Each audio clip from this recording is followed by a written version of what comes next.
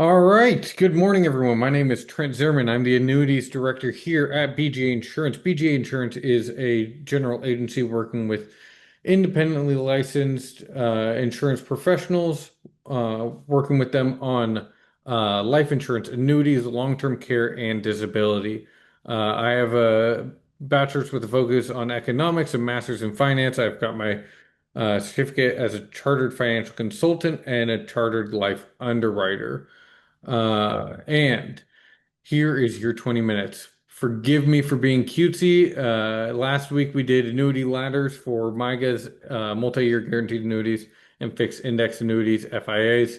And this week we're doing it on income. So I had to call it Annuity Ladder 2 Income Boogaloo. But before we get started, I need to shake you guys awake a little bit because last week I wanted you to take home that putting all your clients' money in a single bucket was leaving them at risk of renewal rate and liquidity. And so by staggering them out, you can increase the liquidity events and you can decrease the risk that if you have a renewal 5 years from now, rates are low, that they're stuck all their money being in a 2% bucket.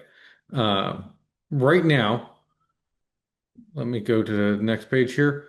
The OECD is forecasting inflation to be up to 4.2 in the next year. The NASDAQ is down year to date, almost 9%. S&P 6%. Dow Jones Industrial Average almost 5.5. Global indexes have fallen 5 to 10% over the last month. So right now we're seeing increase in inflation and decrease in global stock prices. And right now we're also seeing 270 to 290 billion dollars in MYGAs, multi-year guaranteed annuities, coming up for renewal. Those are 3 years that were sold between 23 and 24. Those are 5 years sold between 21 and 22, and 7 and 10 years earlier than that as well. We're seeing a large wave of MYGAs coming through. Some of the top years for MYGA sales were those 23 and 24 years. Uh, so there's a large amount of policies coming up for renewal, and we're also seeing a highly volatile market where people are taking losses. So there's not a better time than now to start asking your clients, A, what are their fears with the market going forward? If they look at a year ago today, they're up. They can take some cream off the top and protect it from further losses. If they're looking at MYGAs and you're asking them, do you have any annuities uh, already? You can convert those over into new policies and help those clients out. I mean, if you're looking at those 5, 7 year time horizons, they're getting 2%. You can upgrade them to 5.5%. And when we're looking at this wave of MYGAs coming, Limerick says that about 2/3 of them are being rolled over. Now, if you have been following these, there are certain multi-year guaranteed annuities that automatically roll over every 30 days, or sorry, 30 days after surrender period. Not all of them do.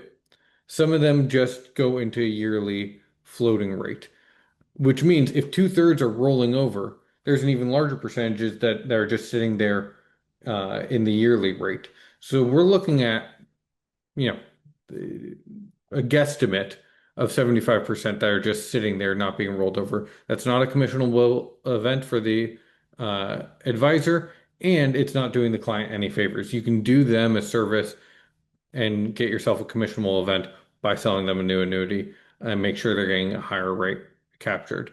And we're also looking at 4 million Americans expected to reach 65 this year, and another 4 million next year in 2027. So we're looking at the perfect time to get into annuities. Now, I'm going to add some research onto that because I know a lot of people are their first instinct is going to say, why lock in those losses that they've received year to date, even though a year total they're up. Well, we look at Eugene Fama. Bubbles are only obvious after the fact. All these are Nobel laureates. William Sharp, market timing is impossible. Best results come from diversified portfolios and dollar cost averaging. Daniel Kahneman and Amos Tversky, we have a disproportionate sense of loss and hope for gain, which leads to uh, Robert Schiller. I'm going to skip over Samuelson real quick. People are buying high and selling low. When they're hurt, they're already doing this sell-off. And so why not get them in something that we can, to Paul Samuelson's point, stay invested in. They can't get out without incurring a surrender charge. And that leads to the best gains, staying in the market. So annuities, because of this, from the research of Daniel Kahneman and Amos Tversky, often outperform retail investors because it removes the loss aversion and reactivity. You get rid of that psychology. They have to stay in. Buying income from the same studies from Kahneman and Tversky allow for you to take more risk and stay invested longer, which leads to more gains. Ensuring for longevity from that same study is not only financially prudent, but actually because it's reducing stress most likely, or maybe because these people are more forward-looking, people live longer who end up buying insurance for longevity. And right now, when we're seeing a bad sequence of return for anyone who's retiring right now, who has retired in the last few months, or looking to retire in the coming months, we're at a greater risk of sequence of return because bubbles are impossible to predict, and these type of political downturns that we see are impossible to predict as well. So insure yourself, get into something that you can't take a loss in, and you'll get that principal protection. And where's the money going? Because those you can say are the nerds talking about the research. That's not me. I want to see where people are putting their real money. Ken Fisher, the guy who says I hate annuities, Fisher Investments holds large stakes in annuity companies, and he owns annuities themselves. And that's from Investment News and Think Advisor, who broke those stories. Warren Buffett has two rules of annuities, and he's pro annuities. That it's insane to risk what you have for something you don't need. And now is the right time to take the cream off the top. So if you're up over a year and you don't need that extra gain, you just need to retire and you can't afford the losses, take the cream off the top, start investing in something you can't lose principal on. And then BlackRock has said annuities are the future of retirement with how long people are living. And also, they released this psychology of investing, how advisors can support their clients, and name that annuities can help clients with their loss aversion and action bias. They're not going to take a loss, and they have a tendency to buy high, sell low. But that has to be overcome with the FOMO, fear of missing out. That they could say, I could get 30% in the market, and I'm only going to get a 9% cap or 60% participation rate. I could be making more, but you don't need to be making more right now. You need to protect that in order to get into retirement. So now let's move on to the subject that it takes two. We have assets under management.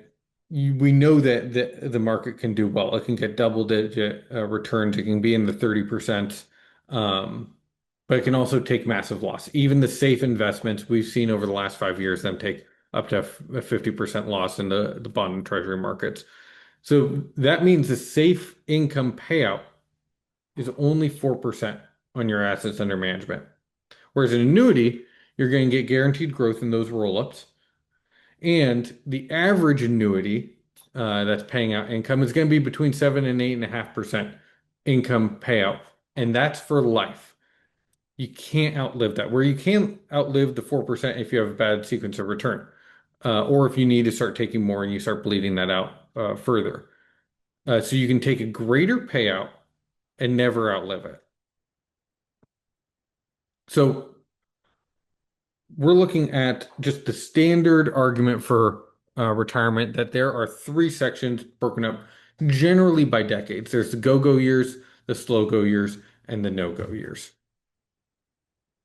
So the go-go years is the most active and expensive, typically. This is just this is an average. Retirees finally have time to do everything they deferred during their working years, and discretionary spending is at their peak. And this is where most clients tend to overspend. If you're doing assets under management, this is when you start exceeding that 4% into 5 and 6. Slow go, energy and health begin to moderate, travel become less frequent, you're less ambitious with your goals. discretionary spending starts to decline, but healthcare costs tend to tick up. And then we have the no-go years. Mobility and health significantly limit activity. Travel and discretionary spending largely stop. You're not going to be buying that new car anymore. Uh, and substantial long-term care costs are starting to rise. Now, when you look at a portfolio, this comes from Blanchett's paper back in 2014. He's had some updates since, and this has actually gotten worse as um, the consumer price index has uh, gone up faster than inflation. Uh, but we're seeing the average retiree spending more than 4% every year of their retirement. And what they find in spending is this, what they call the senior smile. This isn't an exact number, this is illustrative purposes, but that the discretionary spending decreases over time, and then you're going to have uncertain health expenditures start to curve up. And that brings us to the senior smile and the Blanchett's constant. So, an average, a household with initial goal spending goal of 100,000 per year can expect to experience declining real expenditures through age 84. It's about a 26% drop from 65 to 84 in their discretionary spending. But at that point, that's for the astute among you, when long-term care events typically happen between 82 and 84. And so you're going to start to see that spike roll up there as well. And so the Senior Smile High Water Income Annuity Ladder is providing the highest level of income needed for the go-go years. And this is best designed for high savers, early planners, people who have put enough money away and set up enough time for themselves to let these annuity products roll up. And now this is just Morningstar's report of what happens when you give somebody a constant rate. They end up filling up that money anyways. It doesn't end up looking like the senior smile. They're spending that money, more money on repairing their housing, on healthcare costs, on preventative care, so that doesn't balloon as much. They're able to keep up with inflation more on their discretionary spending. So I just want to put this here as a reason why to go with this type of plan.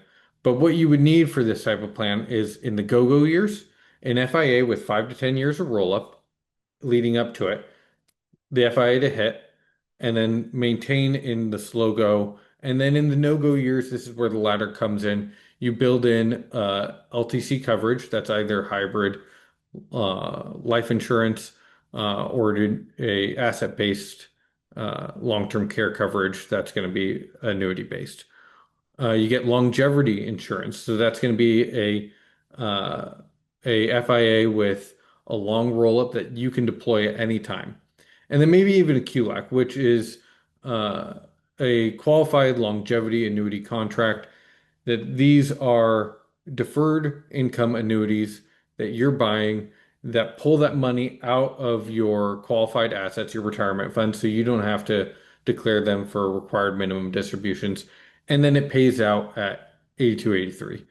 I don't love these contracts. They're pretty restrictive, but if you have a large RMD required minimum distribution fear, it can be part of this ladder structure that you've built with a early FIA, building that high watermark, a longevity contract just in case you're living too long and the inflation starts to kick up higher than that high water mark, and long-term care coverage if that event ever occurs for you.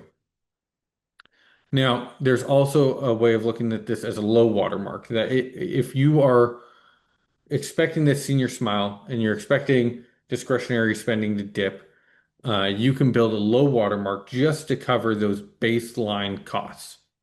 Now, this type of plan is good for high savers who are just-in-time planners. People who are ready to retire. They saved well, but now that they're ready to retire, they're asking you how they do it. Or low savers but they're early planners. And so they're wondering how they can get to their goal in a shorter amount of time now. Uh, because those people might not have enough money or roll-up period to provide that high watermark. And so you can provide for that low watermark and let the assets under management pay for that early discretionary spending, give those assets under management a break during the slow go years, and then have long-term care coverage and longevity insurance kick in on the back end and assets under management that have recovered. So that means an immediate FIA or SPIA in the go-go years, maintaining in the slow go, and then again, long-term care coverage, longevity insurance, maybe a QLAC. This would be probably where that longevity insurance could use an income doubler because you have less income to play with. So you could use some of that leverage here. Now, there's another way of looking at this in the senior smile that if they are late planners, you can do what's called the retirement distribution hatchet. That you're just in time planning and you're either providing a baseline or the high water mark, it doesn't matter which, that are needed for this senior smile. But because you're just in time planning, you want to give that annuity time to roll up. So you would need enough money in your retirement assets to be able to give yourself income for those first couple of years. And let me just go back to that hatchet. So that low line starting in 2022 to 2026 is basically you just have Social Security paying you out, and then the annuity hits and raises that income. And in the meantime, you're paying for the difference in that spending from your assets under management. It's a really good tool for those who are limited in the amount of money they can put into an annuity. And it's delaying for that roll up to be more beneficial for them. So that means in the go-go, you're getting an FIA when you start retirement. This isn't pre-retirement with 2 to 5 years of roll up. And then again, slow go maintain long-term care coverage, longevity insurance, maybe QLAC. You're seeing a pattern here, but I'm giving you a major warning here as well that this is an average. This doesn't account for unforeseen expenses or healthy individuals with an extended go-go period. And we're seeing this more and more, especially with new drugs coming out like GLP-1s that are extending people's longevity, extending the good years that people have. We're not looking at 3 decades now anymore. We're looking at an extended go-go period. And we are seeing less and less, cancer diagnoses. But with people living longer, we are seeing more Alzheimer's. So the unforeseen medical expenses and the length of time can be increasing. And nor does it account for something we've talked about that if you are annuitizing the right amount of money, that you're buying enough income, your portfolio at death can actually be larger than it was if you were to never annuitize that amount because you take more risks, stay invested in the market. We talked about this early on. So it doesn't account for the RMD consequences, the required minimum distribution consequences you have in your retirement portfolio. So once again, there's a number that you can annuitize that will make sure that you never outlive your funds. Your core expenses are covered. Chance in a Monte Carlo analysis of portfolio depletion is less than 1%. In over 3/4 of the time of historical backtest, you have a greater portfolio size at death with an annuity than you would have without, and you've eliminated core concerns. So if that's the case, and we're looking at people being healthier for longer, we're looking at a retirement that more looks like this, that you are experiencing increasing over time, and then a slight drop off as you take away maybe some hobbies, maybe some regular travel. But you still are in an extended go-go period. And so with this type of retirement that you might want to be planning for, that also bulletproofs it in case you have unexpected expenses or you end up being healthier than you expected, new drugs come out, and you might not be living in the senior smile, which is an average. So there is going to be as many people who are not in the smile as many who are and underneath the smile. You're going to want to build something that is bulletproof for this with a FIA with 2 to 10 years of roll up starting in your go-go years. And your goal is to have that depleted by age 73 or near depleted by 73. Now, why is that? Because when you have that depleted by 73 and it's fully annuitized, that counts against your RMDs as long as it's all in the same retirement account, which means in the slow go years, you're going to want to purchase a deferred income annuity, one that doesn't have the cash value like an FIA, around 70 or 72. That's going to hit between 73 and 75. And that's going to offset even more RMDs to allow for those assets in your portfolio to continue to stay invested, not to pull them out, not to take a tax hit, and continue to grow. Now, you might need to buy some smaller SPIAs as you go to continue to offset the RMDs, or you just take the RMDs, or you work with the tax planner to offset those. And then in the no-go years, you're going to want to have prepared for those. Once again, with long-term care coverage, a longevity insurance plan, and maybe even a QLAC. Now, the QLAC becomes more important here, even though I said I'm not a big fan of it, because our goal here is to stagger income throughout retirement to increase over time and offset as much RMDs as possible. Now, we've looked at a lot of these with that software I was showing you before, and if you can plan this, I know this isn't how most clients work. If you can plan this, this is bulletproofing your retirement in a way that the senior smile plans are not. And we've had a higher likelihood of you being in that 75% and greater of having a larger terminal portfolio. It takes planning, it takes time. So I'm going to go back to the beginning now. We are seeing over $250 billion in annuity assets coming up for renewal in the next year. We are seeing peak 65 in the next 2 years of 4 million people hitting retirement age each year for the next 2 years. And we are in a market right now where it could be a increasingly bad sequence of return for people to start retirement. So if we're talking about plans going forward that require some extra work, require some yearly calls and check-ins, require some advanced planning so that you can bulletproof somebody's retirement, now is the time that people are listening. So I want to shake you guys awake a little bit that there is not a better time than right now to be selling these annuities, to be talking to your clients about them. I know I went 3 minutes over with all this. I know there was a lot of information in there, but now is the time. So I want you guys to be asking your clients, do you have annuities in place? And then if they do, look for those statements, see if they're in surrender. The clients aren't going to know that. Do you have your retirement planned? And if so, or if not, would you like that reviewed to see if we can build a personal pension to bulletproof your retirement? And then you can go through the fact finder that we've sent you. And if you don't have one, I'm happy to send it to you. Reach out to me. My information is right here. And you can go through that fact finder. You can send it to us. We can run it through the software. We can help you find the right amount for them. And you can help work with your clients to deem what's best for them as well. So that's your 20 minutes. Actually, it's your 24 minutes. I apologize for taking it 4 extra minutes, but I will see you all next week. As a reminder, next week we're talking about private equity in annuity companies. It's going to be a good one.